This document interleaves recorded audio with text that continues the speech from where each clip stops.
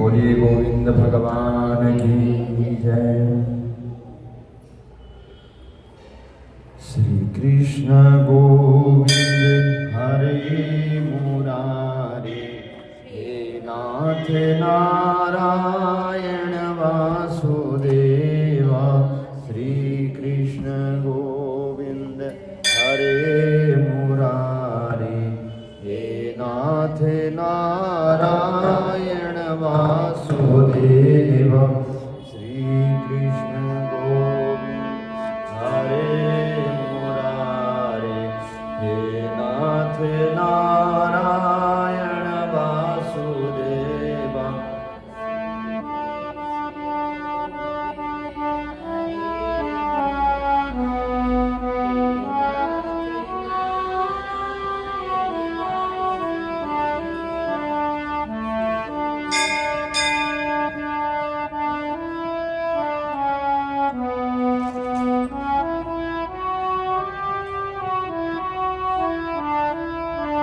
श्री कृष्ण गोविंद हरे मुरारे, हे नाथ नारायण वासुदेवा।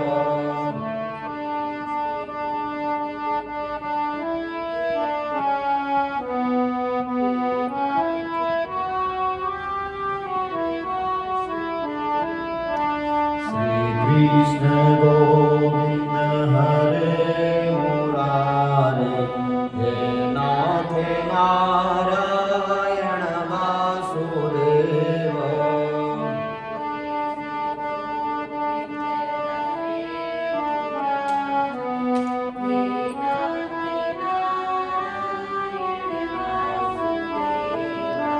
श्री कृष्ण गोविंद हरे मुरारे, हे नाथ नारायण वासुदेवा।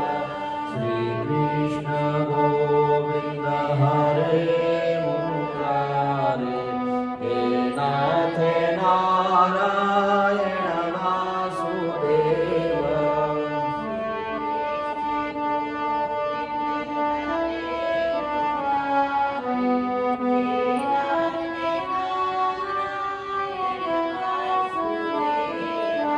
हे नाथ नारायण वासुदेवा, हे नाथ नारायण वासुदेवा।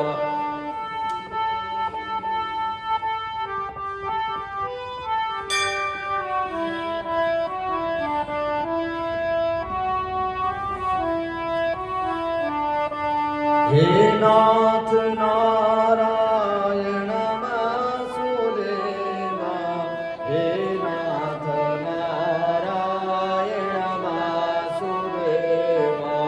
श्री कृष्ण गोविंद हरे मुरारे, हे नाथ नारायण वासुदेवा।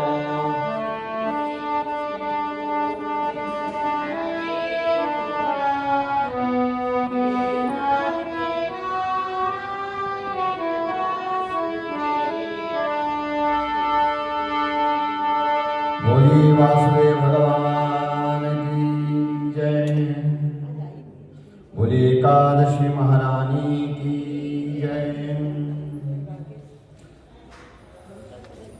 आज हैं फाल्गुन शुक्ल पक्ष की कौन सी एकादशी है? आंवला, आमल की एकादशी। आंवला नहीं है, आमल की है। बोले एकादशी महारानी की। युधिष्ठिर महाराज ने कहा, हे श्री कृष्ण, मैंने विजया एकादशी का महात्म्य जो महान फल देने वाला है सुन लिया। अब फाल्गुन शुक्ल पक्ष की एकादशी का नाम और महात्म्य बताने की कृपा कीजिए। भगवान श्री कृष्ण जी बोले, राजन, हे धर्मनंदन, सुनो, तुम्हें इस समय वह प्रसंग सुनाता हूँ जिसे राजा मानधाता के पूछने पर महात्मा गुरु वशिष्ठ जी ने कहा था फाल्गुन शुक्ल पक्ष की एकादशी का नाम आमल की है। इसका पवित्र व्रत जो है विष्णुलोक की प्राप्ति कराने वाला है। मानधाता ने पूछा, द्विज श्रेष्ठ, यह आमल की कब उत्पन्न हुई, मुझे बताइए। गुरु वशिष्ठ जी ने कहा, महाभाग सुनो, पृथ्वी पर आमलकी की उत्पत्ति जो है किस प्रकार हुई यह मैं बताता हूं। बोले, आमलकी महान वृक्ष है जो संपूर्ण पापों का नाश करने वाला है। भगवान विष्णु के थूकने पर और उनके मुख से चंद्रमा के समान कांतिमान एक बिंदु प्रकट हुआ। वह बिंदु पृथ्वी पर गिरा। उसी से आमल की यानी आंवले का महान वृक्ष उत्पन्न हुआ। बोले नारायण भगवान की। यह वृक्ष जो है सभी वृक्षों का आदिभूत कहलाता है। इसी समय समस्त प्रजा की सृष्टि करने के लिए भगवान ने ब्रह्मा जी को उत्पन्न किया और उन्हीं से इन प्रजाओं की सृष्टि हुई। बोले देवता, दानव, गंधर्व, यक्ष, राक्षस, नाग इत्यादि तथा निर्मल अंतकरण वाले महर्षियों को ब्रह्मा जी ने जन्म दिया और उनमें से देवता और ऋषि उस स्थान पर आए और जहां विष्णु प्रिया आमलकी का वृक्ष था, महाभाग उसे देखकर देवताओं को बड़ा विस्मय हुआ। वो एक दूसरे पर दृष्टिपात करते हुए उत्कंठा पूर्वक उस वृक्ष की ओर देखने लगे और खड़े खड़े सोचने लगे कि पाकर यानी वृक्ष आदि वृक्ष तो पूर्व कल्प की ही भांति हैं, जो सबके सब हमारे परिचित हैं, किंतु इस वृक्ष को हम नहीं जानते। और उन्हें इस प्रकार चिंता करते देखकर आकाशवाणी हुई, महर्षियों, यह सर्वश्रेष्ठ आमलकी का वृक्ष है जो विष्णु को प्रिय है।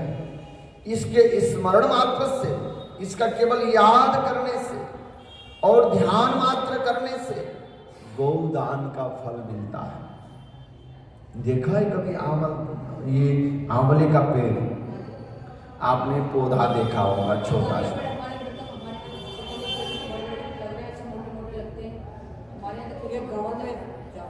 इन्होंने देखा है।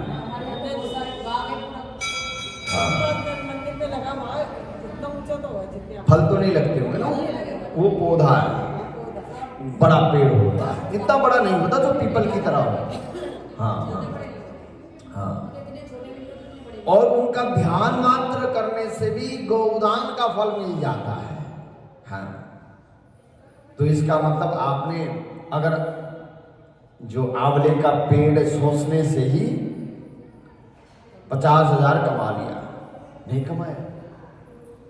हाँ, केवल सोचने मात्र से 50,000 की गाय आती है और गाय दान गौदान जो करते हैं तो एक आंवले का पेड़ का ध्यान ही कर लो, क्या दिक्कत है ना, आसान है ना।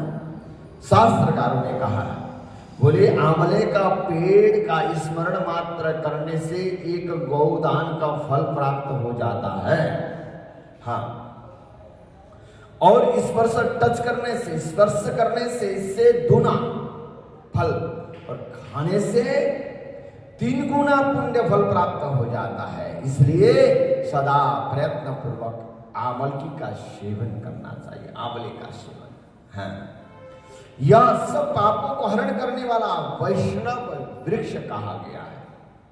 इसके मूल में विष्णु भगवान जी और इनके ऊपर ब्रह्मा जी, स्कंद में परमेश्वर भगवान रुद्र, शाखाओं में मुनि, टहनियों में देवता, पत्तों में वसु, फूलों में मरुदगण तथा फलों में समस्त प्रजापति वास करते हैं। बोलिए एकादशी महारानी की जय। आमल की सर्वदेव मही बताई गई है।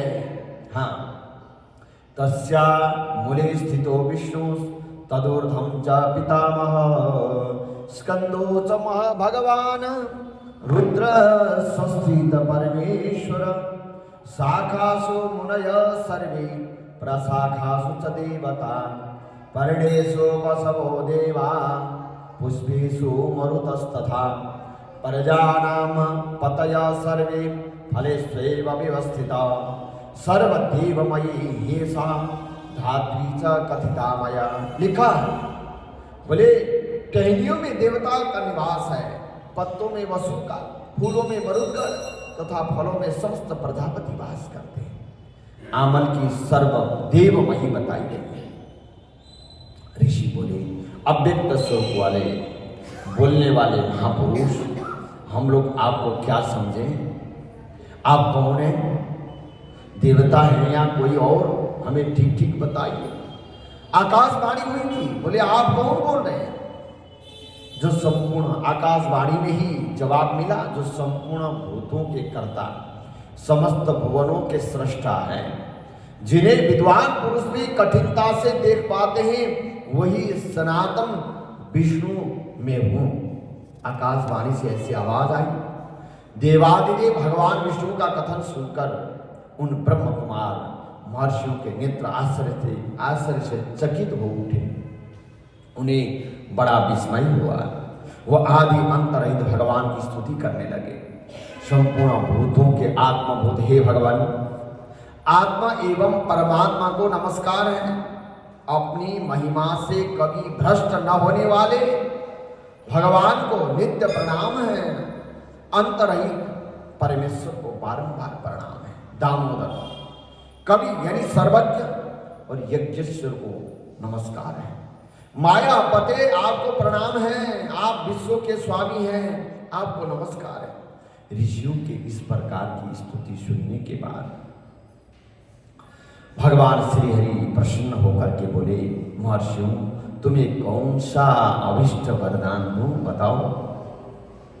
ऋषि बोले, भगवान यदि आप अगर प्रसन्न हो तो हम लोगों के हित के लिए कोई ऐसा व्रत बताइए जो स्वर्ग और मोक्ष रूपी फल प्रदान करने वाला हो।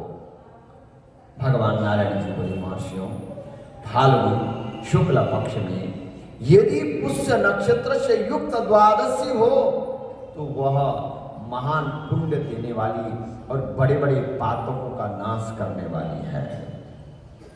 द्विजवरों उसमें से जो विशेष कर्तव्य है उसको सुनो। उस दिन क्या करना चाहिए?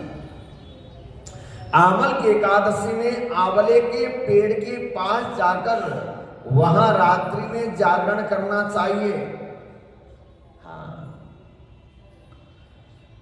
इससे मनुष्य सब पापों से छूट जाता है और 1000 गौदान का फल प्राप्त करता है। विप्रगण यह व्रतों में उत्तम व्रत है जिसे मैंने तुम लोगों को बताया। ऋषि बोले, भगवान इस व्रत की विधि भी तो बताइए, किस प्रकार करना चाहिए, यह कैसे पूर्ण होता है और इसके देवता, नमस्कार और मंत्र कौन सा है, और उस समय स्नान और दान कैसे किया जाता है, पूजन की कौन सी विधि है तथा उसके लिए मंत्र क्या है। इन संपूर्ण बातों का यथार्थ रूप से वर्णन कीजिए। भगवान नारायण जी ने कहा, द्विजवरों इस व्रत की जो उत्तम विधि है उसको सुनो। एकादशी को प्रातःकाल दंत धावन करके यह संकल्प करें कि हे पुंडरीकाक्ष, हे अच्युत, मैं एकादशी को निराहार रहकर दूसरे दिन भोजन करूंगा, आप मुझे शरण में रखें। ऐसा नियम लेने के बाद पतित, चोर, पाखंडी, दुराचारी, मर्यादा भंग करने वाले आदि पापियों से वार्तालाप भी न करें। पापियों से वार्तालाप करना भी पाप है। हाँ, अपने मन को बस में रखते हुए नदी में, पोखरे में, कुएं पर अथवा घर में ही स्नान करें। स्नान के पहले शरीर में मिट्टी लगाएं।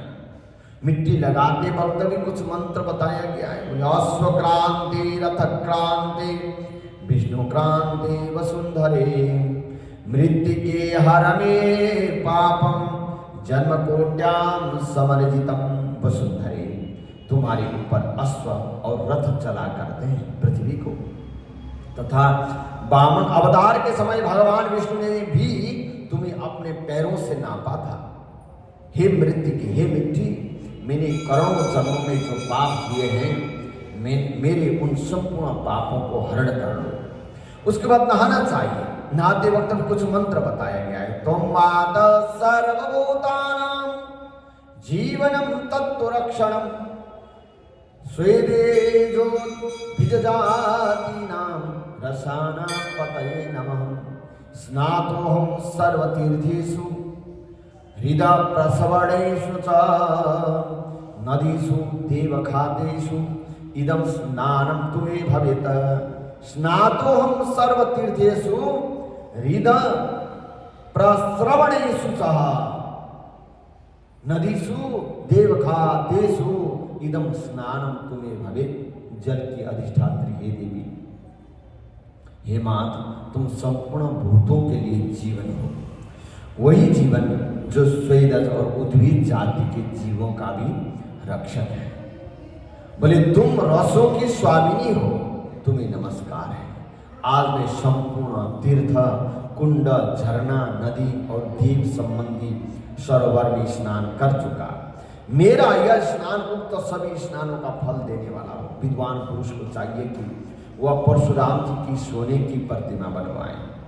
प्रतिमा अपनी शक्ति और धन के अनुसार 1 या आधे मास से सोने की होनी चाहिए। स्नान के बाद घर आकर पूजा और हवन करें। इसके बाद सब प्रकार की सामग्री लेकर आंवले के वृक्ष के पास जाएं। वहाँ वृक्ष के चारों ओर की जमीन झाड़ बुहार करके लीप पोत करके शुद्ध करें। शुद्ध की हुई भूमि में मंत्र पाठ पूर्वक जल से भरे हुए नया कलश की स्थापना करें। कलश में पंचरत्न और दिव्य गंध आदि छोड़ दें। श्वेत चंदन से उसको चर्चित करें। कंठ में फूल की माला पहनाएं। सब प्रकार के धूप की सुगंध फैलाएं। जलते हुए दीपकों की श्रेणी सजा कर रखें। तात्पर्य यह है कि सब ओर से सुंदर एवं मनोहर दृश्य उपस्थित करें। पूजा के लिए नया छाता, जूता और वस्त्र भी मंगा कर रखें। कलश के ऊपर एक पात्र रखकर उसे दिव्य खीलों से भर दें। फिर उसके ऊपर सुवर्णमय परशुराम जी की स्थापना करें और ऐसा कहें कि विश्वकाय नमः कहकर उनके चरणों की पूजा करें। विश्वरूपिणी नमः और इस नाम से दोनों घुटनों की पूजा करें। उग्राय नमः से जांघों की पूजा करें। दामोदराय नमः से कटी भाग की पूजा करें। पद्मनाभाय नमः इससे उदर की पूजा करें। दामोदराय नमः इससे कटी भाग की पूजा करें। और श्रीवत्सधारिणी नमः और इससे वक्षस्थल की पूजा करें। चक्रिणी नमः इससे बाएं बाहा की। गदिनी नमः इससे दाहिनी बाहा की। वैकुंठाय नमः इससे कंठ की। यज्ञ मुखाय नमः इससे मुख की। और विशोक निधये नमः इससे नासिका की। और वासुदेवाय नमः इससे नेत्रों की। वामनाय नमः इससे ललाट की। सर्वात्मने नमः इससे संपूर्ण अंगों तथा मस्तक की पूजा करें। यही पूजा के मंत्र हैं।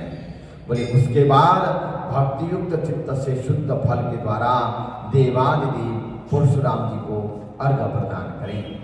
और अर्घ्य देते वक्त भी कुछ मंत्र पढ़ने का विधान है। नमस्ते देव देवेशं जामदग्न्यानमस्तुते गृहाणर्घमिमं दत्त मामलक्ष्यायुतं हरे। हे देव देवेश्वर, हे जमदग्नि नंदन श्री विष्णु स्वरूप परशुराम जी, आपको नमस्कार है, नमस्कार है। आंवले के फल के साथ दिया हुआ मेरा यह अर्घ्य ग्रहण कीजिए। जो अर्घ्य देंगे तो आंवले का फल भी रख करके अर्घ्य देने का प्रावधान है। उसके बाद भक्तियुक्त चित्त से जागरण करें। नृत्य, भजन, वाद्य, धार्मिक उपाख्यान तथा श्री विष्णु संबंधिनी कथा वार्ता आदि के द्वारा वह रात्रि व्यतीत करें। उसके बाद भगवान विष्णु के नाम ले लेकर आमल के वृक्ष की परिक्रमा 108 या 28 बार करें। आंवले के पेड़ की जो परिक्रमा है या 108 बार या 27 नहीं 28 बार।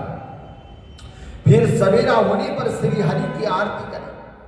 ब्राह्मण की पूजा करके वहां की सब सामग्री उसे निवेदित कर दें।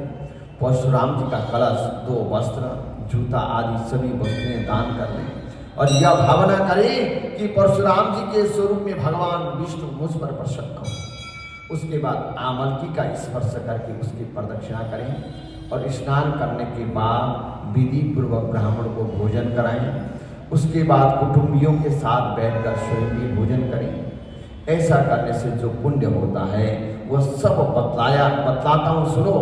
संपूर्ण तीर्थों के सेवन से जो पुण्य प्राप्त होता है तथा सब प्रकार के दान देने से जो फल मिलता है वह सब उपयुक्त विधि के पालन से सुलभ हो जाता है। समस्त यज्ञों की अपेक्षा भी अधिक फल मिलता है, इसमें तनिक भी संदेह नहीं। यह व्रत संपूर्ण व्रतों में उत्तम है, जिसका मैंने तुमसे पूरा वर्णन कर दिया। गुरु वशिष्ठ जी महाराज कहते हैं, हे महाराज, इतना कहने के बाद देवेश्वर भगवान नारायण जी वहीं अंतर्धान हो गए। उसके बाद उन समस्त महर्षियों ने उक्त व्रत का पूर्ण रूप से पालन किया। नृपश्रेष्ठ, इसी प्रकार तुम्हें भी इस व्रत का अनुष्ठान करना चाहिए। भगवान श्री कृष्ण जी कहते हैं, युधिष्ठिर, यह दुर्धर्ष व्रत मनुष्य को संपूर्ण पापों से मुक्त कराने वाला है। बोले एकादशी महारानी की जय। जय जय राधा